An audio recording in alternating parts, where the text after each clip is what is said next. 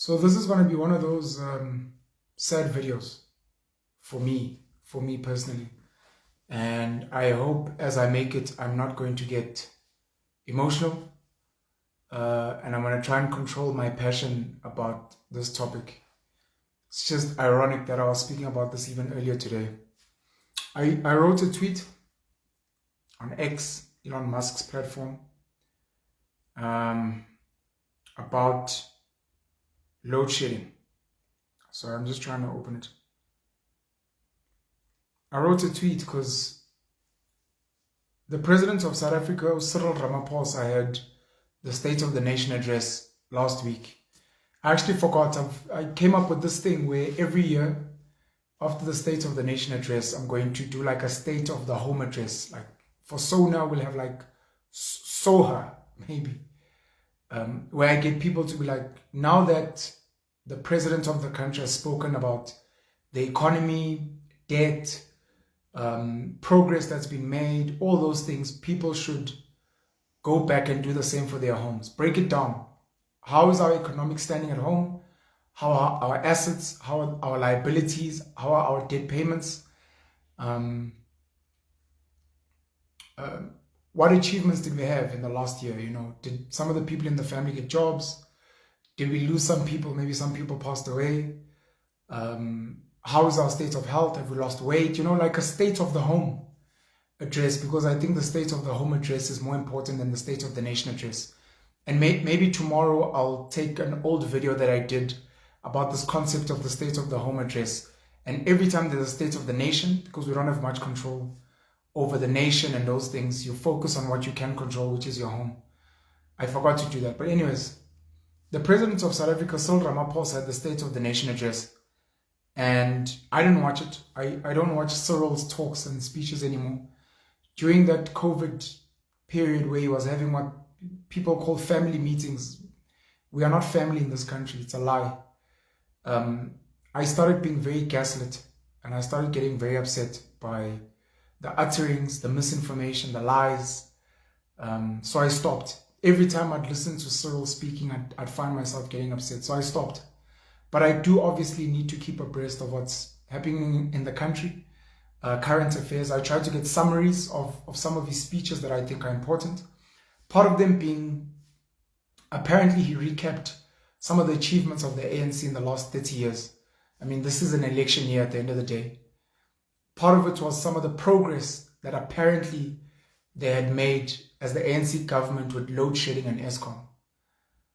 A day or two after the State of the Nation address, we go into stage 6, or what's called stage 6. I don't know what the stages mean anymore. They used to mean something. They don't mean anything anymore. So we're apparently in stage 6, and then the schedule for my neighborhood came out. A lot of us in my neighborhood, you know, it's northern suburbs in Joburg.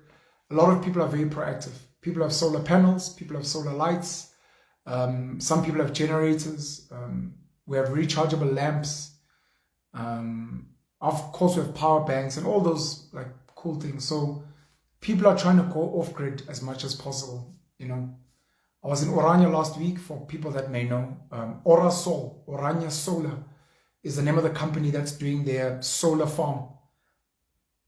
They are currently 30% run by solar. They are getting batteries that are coming in within the next 2 months. And they are looking to get as off-grid as possible from Eskom, as Orania. There are people trying to go off-grid in their own homes. Now, when our schedule came out,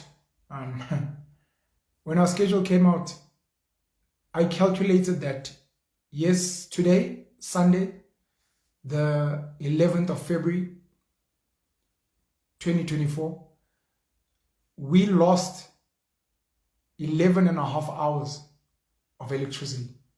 11.5. Tomorrow, the 12th of February, 2024, Monday, we're going to be losing another 11.5 hours of electricity. I can imagine the rest of the country. You know, it's three blocks, 4 hours in the morning, 2 hours during the day, and then another, well, it's 4.5 hours in the morning, 2.5 hours during the day, and then another 4.5 hours afternoon going into evening.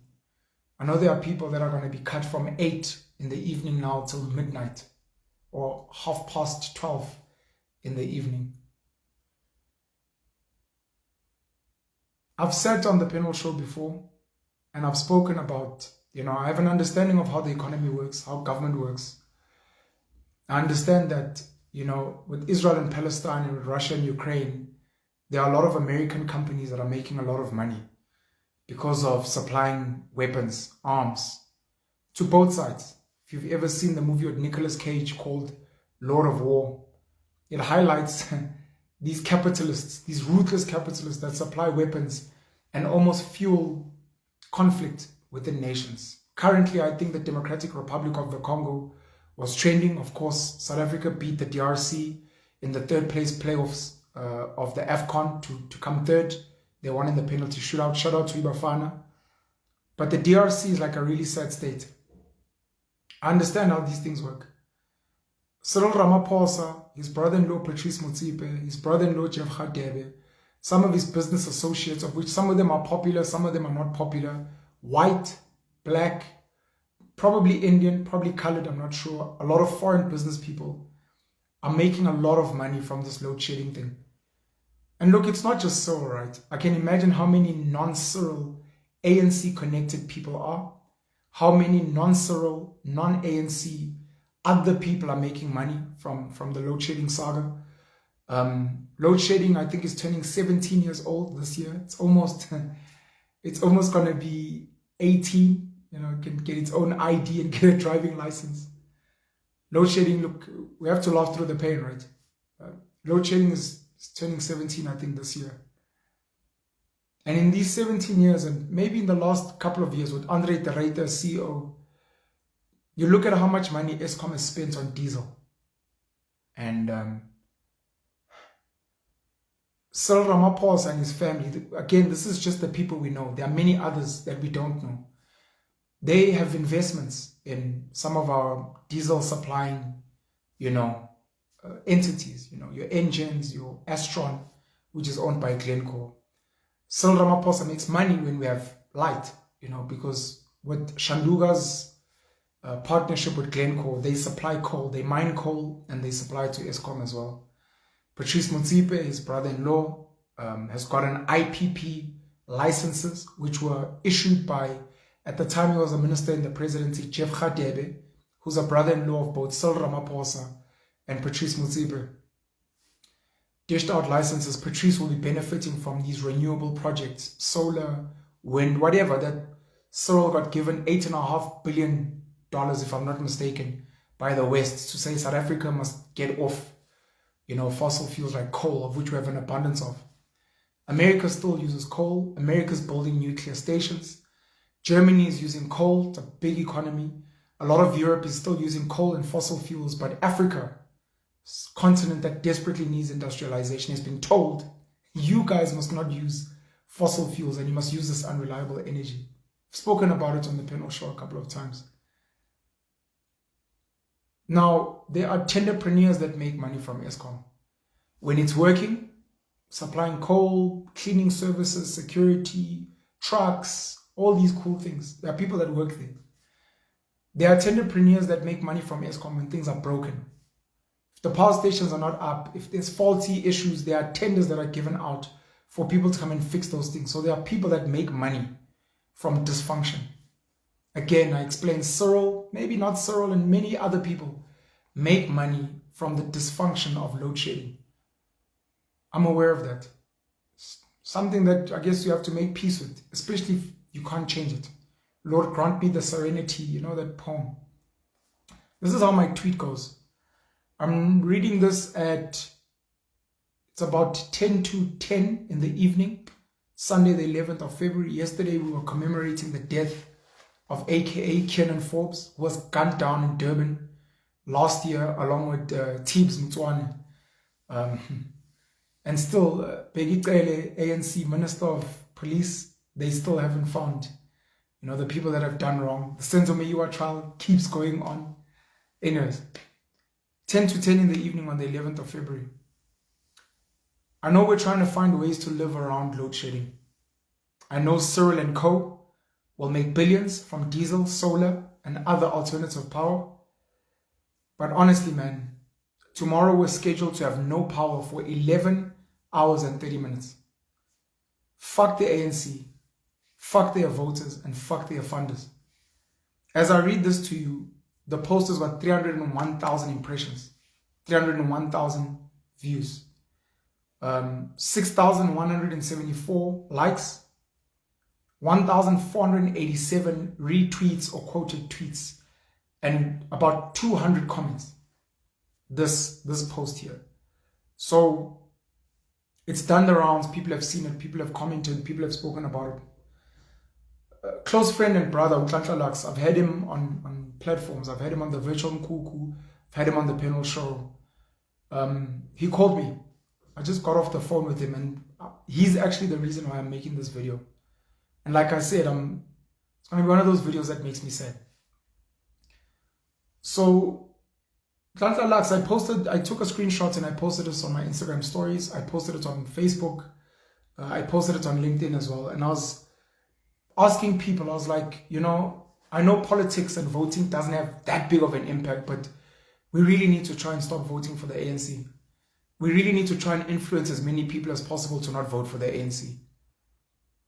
I understand that the ANC is let me put it another way.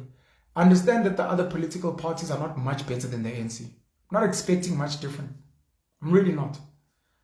All I'm hoping for is, like, of the ANC's 260 whatever seats, that they lose like a chunk of them, so that like other people with voices, people that you've seen on my platforms, can actually go and speak, then try, before they get captured with money and influenced into these globalist agendas. To try. Be like, guys, can we try and put South Africa first? Please, can we try and consider the people? I think the ANC considered the people at some point. You know, they tasted the Kool-Aid, now they're gone. Other people the same. You know, maybe some of the young guys in the DA that joined in later on. I can imagine some of these new political parties and the new players. It's going to be like passion and everything now. And then they're going to get to a point where they figure out how the game works. People are going to want to give them money. They're going to have a voice. And we're going to lose them again. And then we're going to hope for the next generation. The next bunch of passionate, patriotic South Africans. But it's something, right? I mean, to not do anything is, it's like a form of like taking your life. So you're like, look, voting won't do much, but at least I tried. Spending money on small businesses may not do much, but I've tried. Using my social media to speak out against corruption and incompetence and call out people. It's not going to do much, but I've tried. That's all we can do. That's all we can ever do. But sometimes, you know, if enough of us try and raise our voices, you hope that we can influence. And you know, like, how do you move a mountain? One stone at a time. How do you eat an elephant? One bite at a time. I saw a story of people that, like, I don't know if they killed an elephant or they found a dead elephant and they were chopping it up. Oh, whatever. Lux calls me. He commented on the post, sorry, on Facebook. He's like, P, you know, I can't speak for other people. Let me get his thingy. Sorry, since we're here, let me get his comments on my post. When did I post this thing? Hey, I'm live. I'm watching myself live on Facebook. It's wild. Actually, let me like show you guys. Can you see that? Like, I'm literally watching myself live on Facebook. It's crazy. Okay, it's delayed here, obviously. Whatever. So I posted this 5 hours ago. If you're thinking of voting for the ANC, I beg you to please reconsider. Feel free to ask any of your concerns and we will try to answer them. Please, please vote for someone else. The ANC is aggressively destroying South Africa in front of our eyes. We have to do something. Voting isn't the only way to fix this country, but it is one of the key ways. Let's do the right thing. That was 5 hours ago. I know my stuff on Facebook is throttled, my reach. I mean, I've got 183,000 followers, but this post has reached like about 3,000 people. But it's okay. I know Facebook hates on my swag. Side. Let me get to this. I just need to find it. Nhlanhla Lux. Lux says, I can't defend anyone else. Godo bro, saying fuck the voters is something else. In brackets, he says a majority of ANC votes are the gogos, basically old people. Another example, all 40 wards in Soweto are ANC wards, meaning the majority of people in Soweto vote for the ANC. How do we reason with the fact that you just said fuck them? Your statement, without saying fuck the ANC voters, would have been just as impactful as you desired. People in Soweto and in general really dig you. Don't let politics negatively influence your love for them or their love for you. So I read this, right?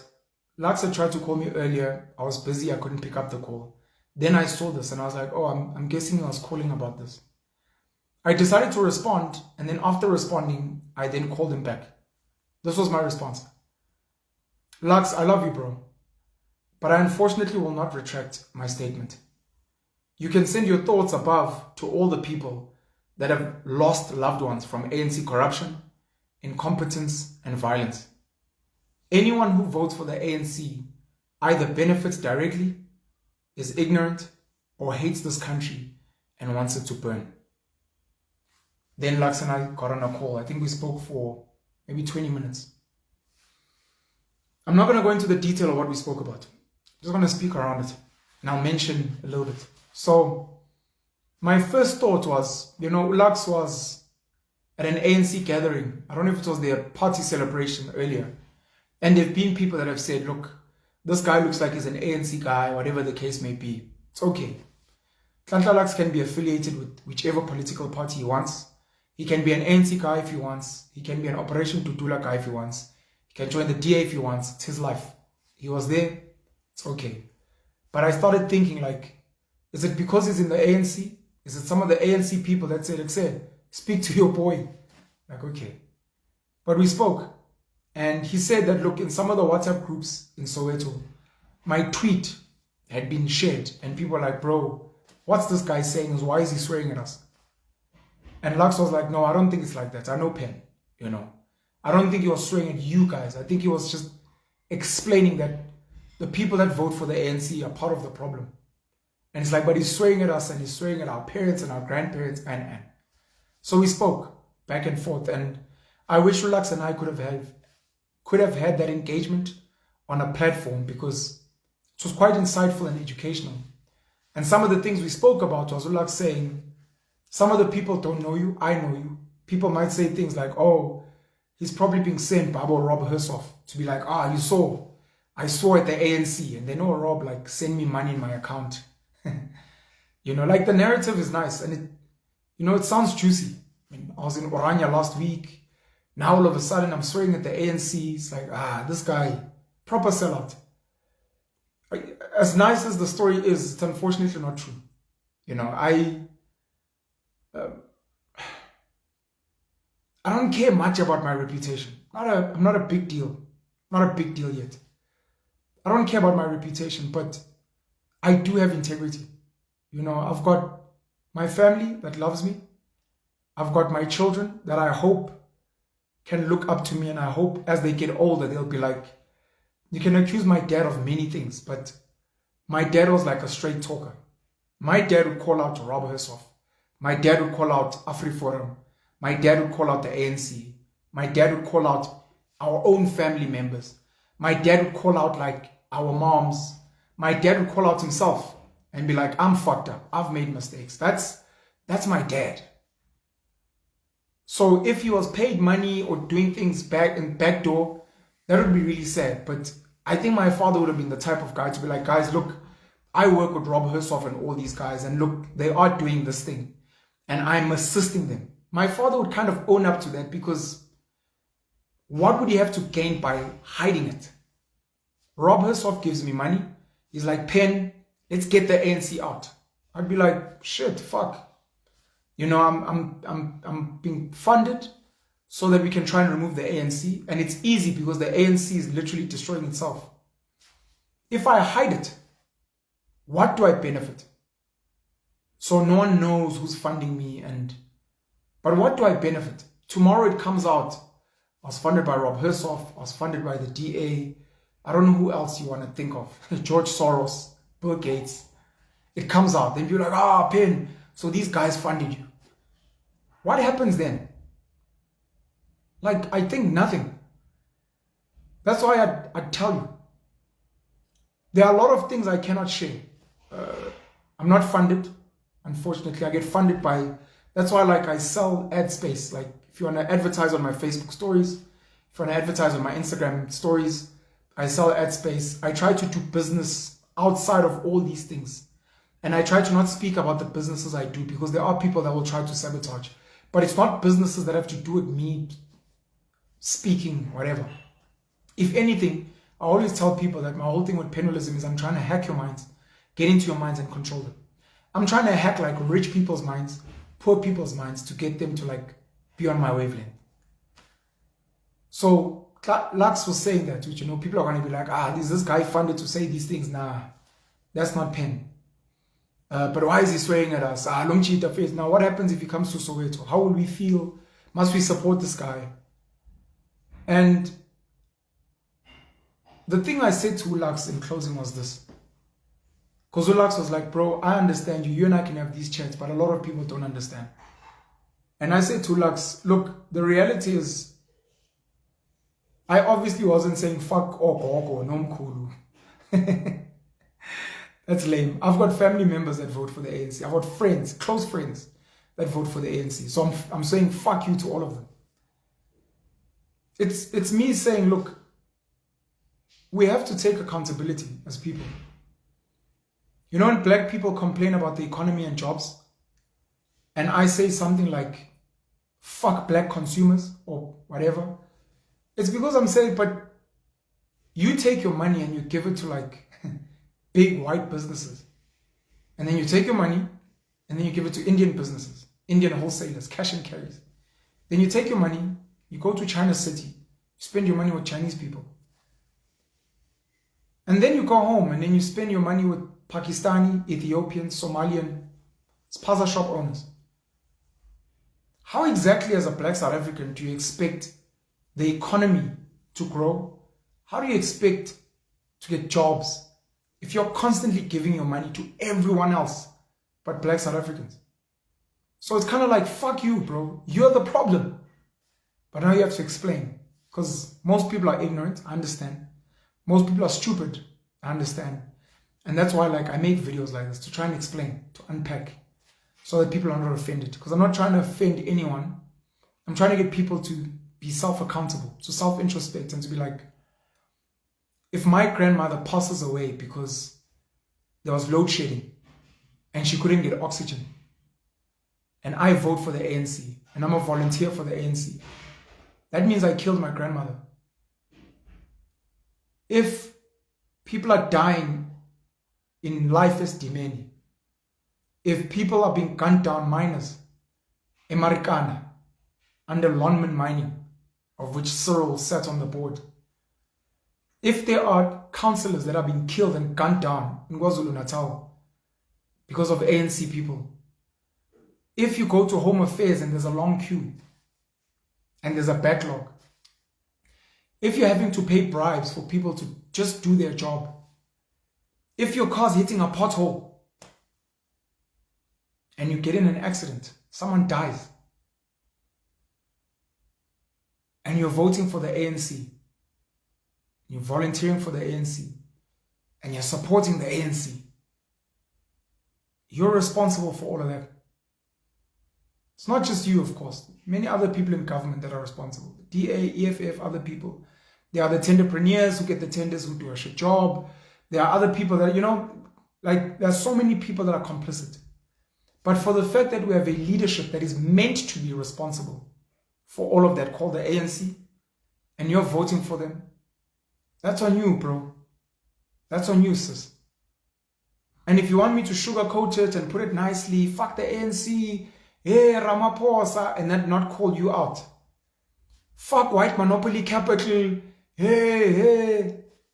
But then like, you are the one that's funding white monopoly capital. But I mustn't call you out.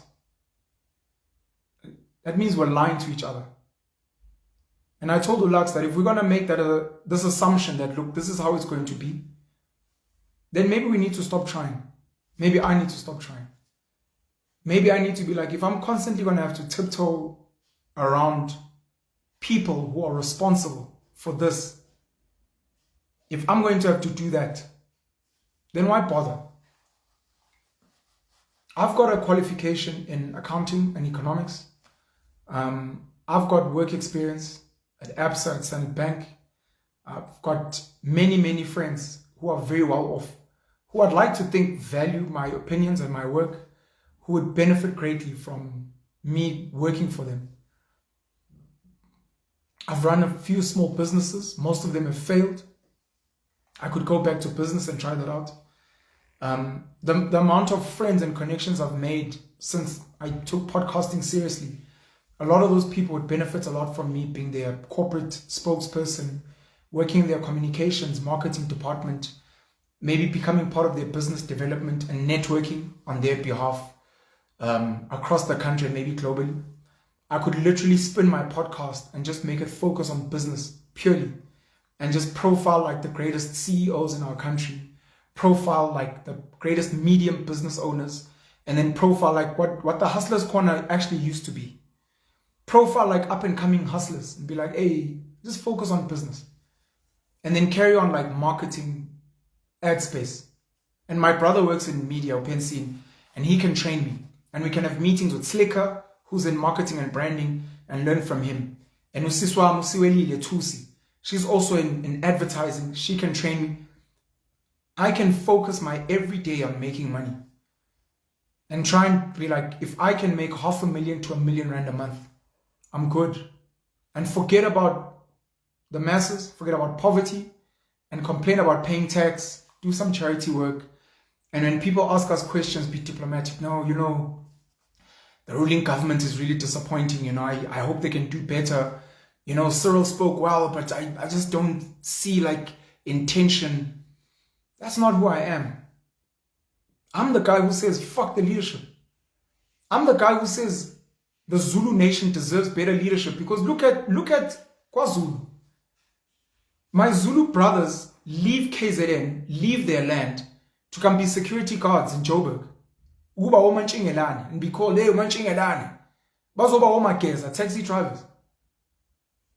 All Sisbam in KZN have to come up to Joburg, Durban, other places to go be all girl, to be domestic workers.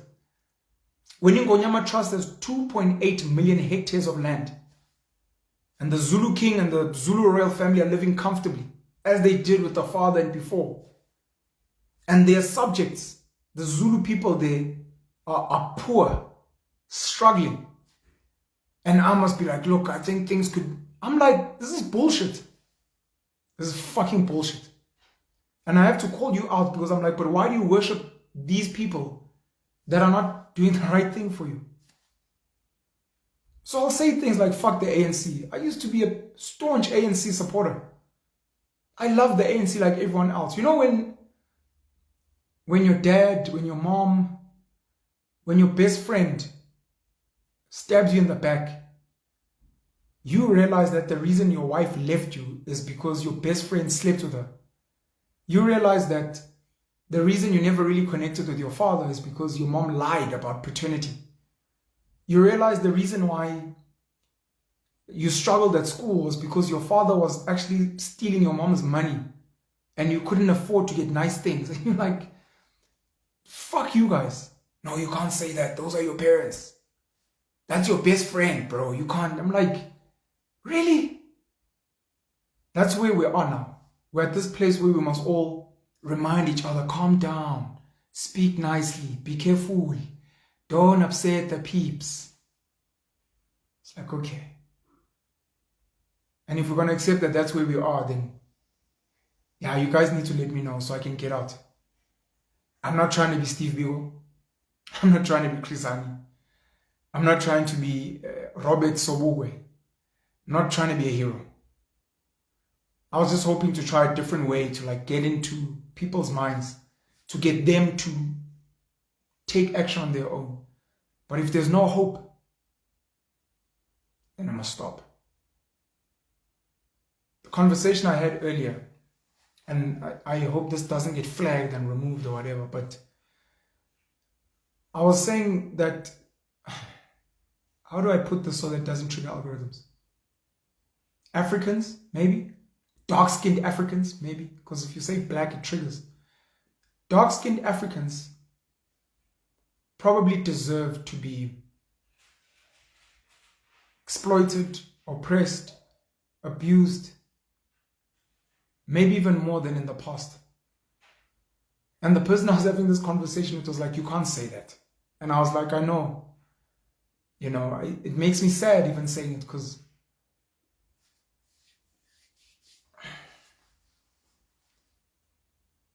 in the real world, or rather, the real world owes you nothing. The world owes you nothing. We have the land, we have the mountains, we have the rivers, we have rocks, we have minerals, we have wild animals, we have not domesticated animals. And then you have human beings. The world owes you nothing. Anything that you want in life, you must go get. And it comes at a cost. The people that have become rich, the people that have conquered and colonized nations, paid a cost. They paid a cost. You may not like the cost, especially if you and your ancestors were the recipients of atrocities, oppression, exploitation, being shafted off your land. No one owns land, by the way. This thing of this is our land. No. Land exists and people occupy it. And then people will move according to climate, weather, volcanoes, earthquakes, or they will be defeated by other people or conquered by other people. But land just exists. People were shafted. The colonizers paid the price. It's not a nice price. And to this day, we demonize them. You are a colonizer, you oppressed my people, you exploited, you stole our land, all these things we say. They paid a cost. And that's why they are the kings of the jungle. If the oppressed indigenous people, you know, black people, if they want to live like that, there's a cost that needs to be paid. At the highest level, the cost is taking life. It's doing the same, maybe going to Europe, colonizing, exploiting, oppressing, shafting people off land, taking resources. You can do that. The highest level. There's like lower levels. Lower levels is like traveling the world, getting a job somewhere there, starting businesses. You can do things like petty crime, like hijacking cars and breaking into homes to be like, Penn said the lion rules, so I'm trying to pay the cost, however you want to spin it. At the lowest level, you've got things like, so colonizers came, they did what they did in South Africa, and they created these systems that when the struggle, anti-apartheid parties and individuals were fighting, your PAC, your ANC, your AZAPO, all these guys, they were not fighting to dominate white people. They were fighting for inclusion. Please, can we sit at the table and talk? Nelson Mandela, the late Utata Nelson Mandela, says something silly in, I have fought against white domination. I have fought against black domination. And, you know, there's never been black domination here over other races. So that line, whoever wrote it for him, really it's gaslighting as well. Those people were never fighting for black domination. Even this government we have now is not black domination. Maybe a majority black party, but they're not dominating other races. It was for inclusion. Can we sit at the table, especially as the majority, and democratically listen to the calls and the cries of the majority? And then once they got in, the system does what it does. It co-opted these people. And black people got political involvement. And with that political involvement, they decided to vote for political leaders that we see today who have not really changed the lives of the people. If anything, it's gotten worse. If you look at grants, poverty, disease, the state of the economy, it's gotten worse.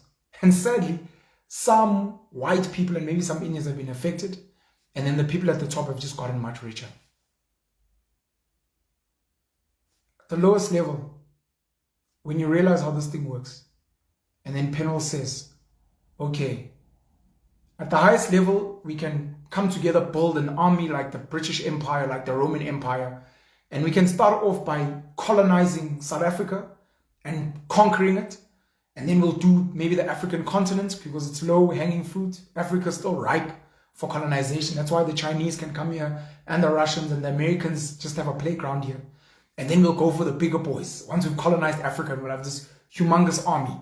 And then we'll steamroll the softer parts of Europe until we get to the bigger parts. And then we'll steamroll America. And then we'll go for the big bad India and China. And we'll build this penal empire. The era of the great penal empire. That's at the highest level. I'm saying at the lowest level, your tool is your money. Who are you buying from? You're still buying from people that you claim you don't like. You're still hiring people you claim you don't like to do your hair, cut your hair. You're still sending your children to schools with people that you wouldn't spend 30 minutes with because you hate them. And they probably hate you because they're probably racist. You want to go live in suburbia where you know you're not wanted. I'm like, if you're not willing to pay that smaller cost, you deserve worse than what happened to your forefathers. Maybe your forefathers had some integrity and dignity. They were like, I will not work the sugarcane fields. Rather go and fetch Indians. I will not work the vineyards. Rather go and fetch Malaysians. Are you fucking mad? Maybe. But you with all this freedom, all this choice, claiming that, you know, my people are oppressed and you're not willing to pay a small cost, but you want to yield the benefits. The biggest taxpayers in this country, we know, we don't even need to see the data. It's rich white people, some rich Indian people. Then the beneficiaries are black people. So you want to benefit from these people that you claim you don't like. They must get taxed, you benefit. Now, because of cognitive dissonance, you want to take that little bit of grant money and then you want to go spend it again with them. The people that you hate and the people that you like, but they own the economy.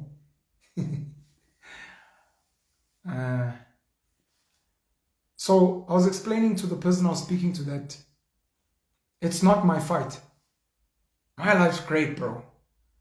You know, last year I got to travel to South Korea, to China. I got to travel to Ghana. I got to travel to the United Arab Emirates, Dubai. I got to travel to St. Petersburg in Russia. In China, I was in Ningbo. I was in Beijing. I was in Shenzhen. And I was there for layover in Hong Kong. In South Korea, I was in Seoul. In Ghana, I was in Accra. I get to travel to Cape Town. I get to travel to Durban. I get to travel to parts of the Eastern Cape. We were in Bloem, going to Orania. I get to travel around Gauteng, of course. You know, my quality of life is way better than the average white person in South Africa. The network that I have is better than most white people in South Africa. The access I have, my quality of life, like I get to fast. I get to be like, I'm eating too many takeaways. I'm tired of going to restaurants. You know, I get to like a restaurant and like, you know, like weird people. I'm like, can I have some warm water with lemon and honey? Other families like have to wait till the end of the month to get KFC. I'm like, KFC is fatty, you know, not good for. I'm at that level of privilege, you know, where like I compare flights like, this flight is better than the other one and this neighborhood. And, you know, it's a beautiful mansion, but I don't really like the design. Privileged, not rich by any means. My wealth is in my brain, in my articulation, and my wealth is in the human beings around me. I can sleep in a mansion tonight because many of my friends have stunning mansions in stunning spaces. I can ask any of my friends to, please can you buy me a flight ticket? Please can you give me a job? Please can you borrow me your fancy car? They offer, pen anytime you want to come through. Anytime you need something, excel, it's yours. That's my wealth. It's probably why I'm comfortable to be a minimalist, wear like the same type of clothing, because my wealth is I don't have to wear Gucci. I don't have to prove to you guys that I have money. I don't have to drive a nice car. I don't need it. I'm almost at self-actualization. It's because of my network, my brain, and my articulation. So I don't need to buy black. I don't need to support small businesses. I don't need to like punt small political parties. I don't. I can very comfortably like be like, you know, I'm gonna work hard to get in the same circles, of which we're in similar circles with Abu Patrice and these guys, you know, sit in boardrooms and sit. Is it Greenpoint? There's those restaurants there, Greenpoint, in Cape Town. Can I walk? Nhlanhla, Balito, you know, sitting at a nice restaurant in Balito overlooking the ocean. And I get to do these things during the week when people are working. I bumped into, hey, Black Pen, hey, when you're in Gateway, hey, Black Pen, Pavilion. You know, when you're in Mall of Africa, hey, Black Pen, it's nice. And in my head, I'm like, I'm so blessed. I get to live my life on my terms. I can go anywhere I want it, anytime I want. That's how I've curated my life. And my children are blessed. My children are happy and healthy and thriving. My biggest stress, true story, my biggest stress with my kids is that they don't have enough struggle in their lives. Like, I'm at that level of privilege. I'm like uncles in Africa were visiting over the holidays. I look at them and I'm like, these kids don't have grit. I wish they were working in the garden. I wish they were struggling. I look at Ushaga. Don't know if I'm back. Facebook doing what it does best and throttling my videos. So maybe let me shut down. Because I went on a tangent speaking about my kids, and I was on to say Ushaga no culture, like their favorite food at some point was like mini pies from Woolies.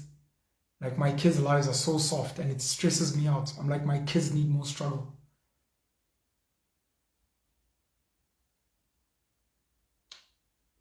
I told Lux as we were hanging up that, bro, if you'd like me to make a video explaining, I'll do it for you.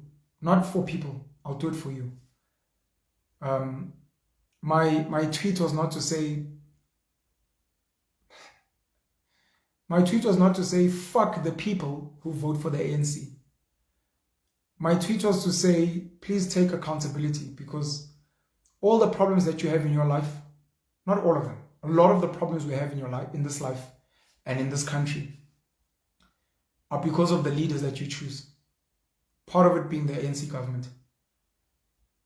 Spent 11 and a half hours, I didn't spend them, but in my neighborhood, 11 and a half hours of no power. We've heard stories of people that have died. There are car accidents because of potholes. There are people being killed in real time, dying because of something to do with tenders, titles, positions. There are people that are hell-bent on destroying this country, local and foreign. Our borders are a mess. So we have illegal foreigners here. Some are here to, try and fix their lives. Some of them are here for crime and to do filthy things. I mean, if people can get into this country legally, it means they can smuggle, they can kidnap your kids and smuggle them out illegally as well. Because clearly, this country is not safe. And some of the rich people don't have issues with these illegal people because they benefit from cheap labor. But my thing was to say, not necessarily fuck you, but it was meant to shake you up and be like, please think about how you vote, how you spend your money, which leaders you support, which church you go to, which cultural leader you admire, which podcast you watch, what you're consuming on TV and on social media. Because you're responsible for what we have. You. I am as well, of course. But for the people that are really, really hit worst, because like I said, my life's privileged. It's like, so it will have like no electricity. And there'll be like a lot of illegal foreigners running businesses.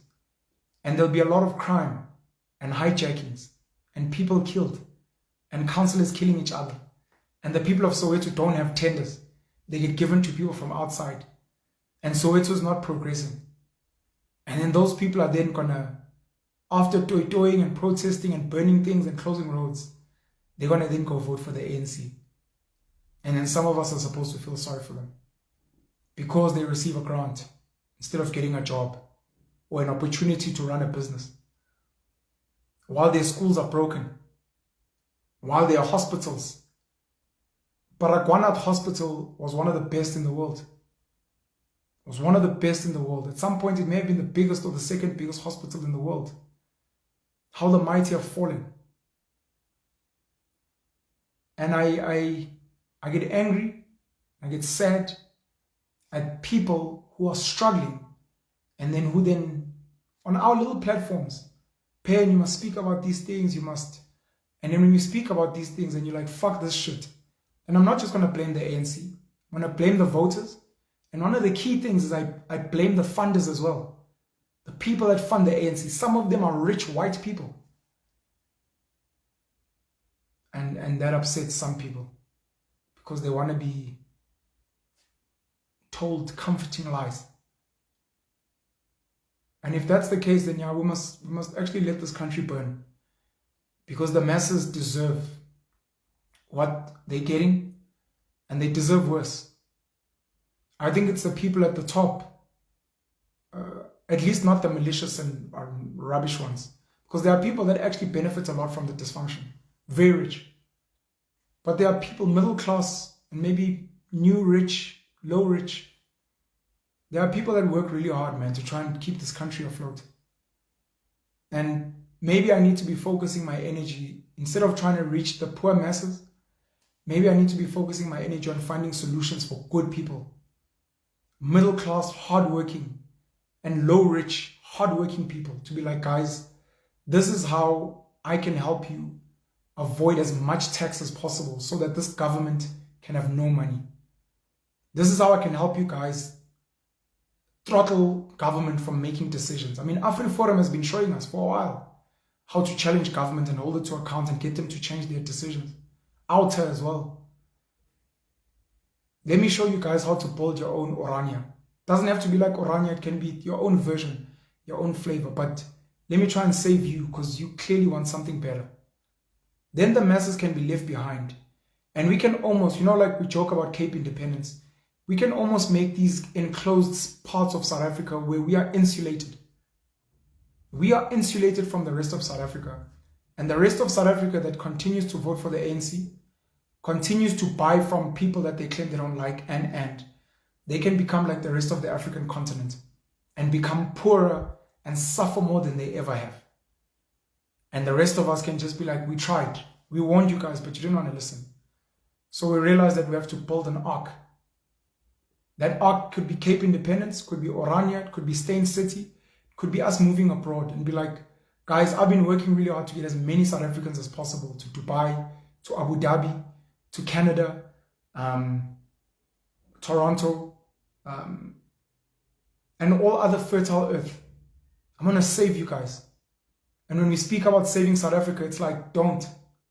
Vusi Temluwayo said this, don't. Let this thing burn. If anything, you're getting in the way of a moving train and it's going to hurt you. And maybe that's what this conversation was. Maybe that's what Lux was saying, bro. There's a steam train full speed ahead that's going to crash. And when you're almost trying to stop it and people are like, this guy's going to get hurt. Move out the way. Move out the way. Try and save as many people as you can.